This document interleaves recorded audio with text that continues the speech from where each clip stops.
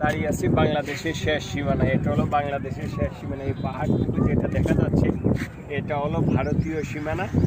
আর আমি যেখানে দাঁড়িয়েছি এটা হলো বাংলাদেশ সীমানা, ভারতের বাংলাদেশ সীমানা। এটা হলো বর্ডারের শেষ, বাংলাদেশের শেষ সীমানা এবং ভারতেরও শেষ সীমানা। আমরা এখন দাঁড়িয়ে আছি, আমরা এদিকে ঘুরে দেখব। ঠিক আছে, আমরা আপনাদের দেখানোর চেষ্টা করতেছি মনোরম দৃশ্যগুলো। পাহাড়ের সাথে মেঘগুলা কোল ঘেঁষে দাঁড়িয়ে আছেন, একবারে পাহাড়ের পাশেই মেঘগুলা দাঁড়িয়ে আছেন পাহাড় ঘেঁষে।